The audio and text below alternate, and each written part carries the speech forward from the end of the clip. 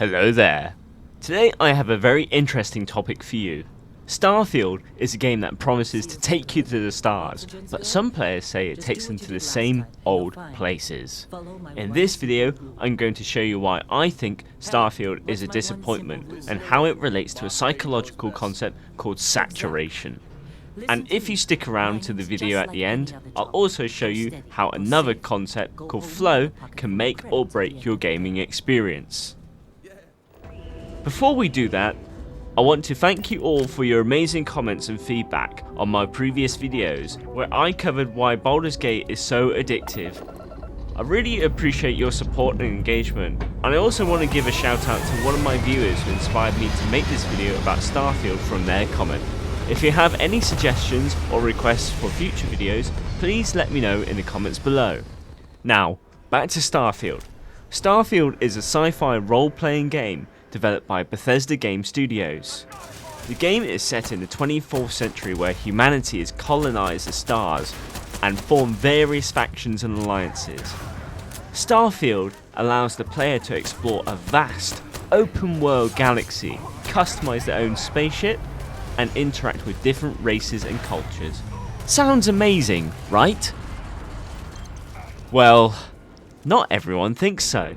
In fact, many players have expressed their frustration and dissatisfaction with the game on social media, forums, and reviews.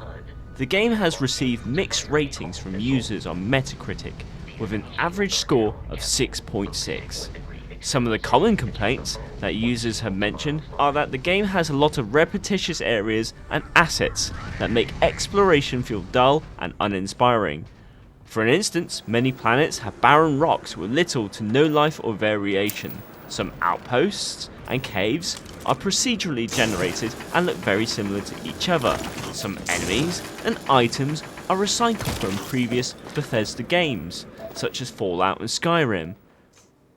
Another complaint is that the game does not bring anything new to the table in terms of its gameplay or innovation. For instance, many of the quests are generic and linear, involving fetching items, killing enemies, or talking to NPCs.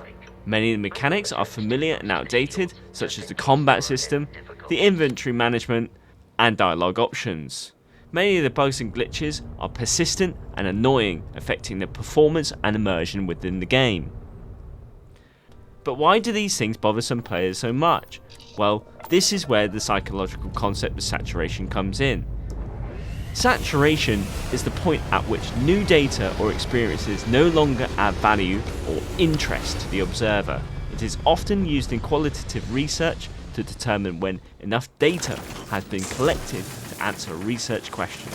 However, saturation can also apply to other domains, such as colour, perception, and entertainment.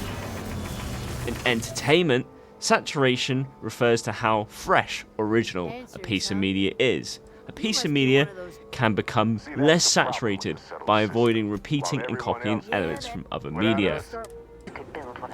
When a piece of media becomes too saturated, it can lose its appeal and become boring or annoying to watch. This is what some players feel about Starfield. They feel that the game is too saturated with these elements that they have seen before in other games or media. Starfield does not offer gamers anything new or exciting that they have not experienced before. They feel that the game does not challenge them or stimulate them enough. But there is another psychological concept that can affect the player's enjoyment of a game, and that is flow. Flow is the state of being fully immersed and engaged in an activity that matches to the level of challenge and skill of the performer. Flow is often associated with positive emotions, creativity, and productivity. Flow can be influenced by many factors such as clear goals, immediate feedback, optimal challenge skill balance, autonomy, and immersion. Many of these factors are lacking in Starfield. For example, the game gives delayed feedback to the player's actions. You will often encounter loading screens when completing a single quest. This breaks the level of immersion that you will usually get in a Bethesda game, such as Skyrim, Fallout, and even going back to Morrowind. Furthermore, The game has low challenge for the player to overcome, such as easy enemies, simple puzzles, or linear quests. Within the first hour of gameplay, I found myself beating enemies that were 5 levels higher than me. This can't be right. As I've covered earlier, the saturation of the player experience, as represented by the bland and repetitious world, a boring and predictable story, a shallow and static cast of characters, is something that is damning of Starfield. Now, of course, this game does have some positives. You do sense the level of scale that the developers were trying to achieve.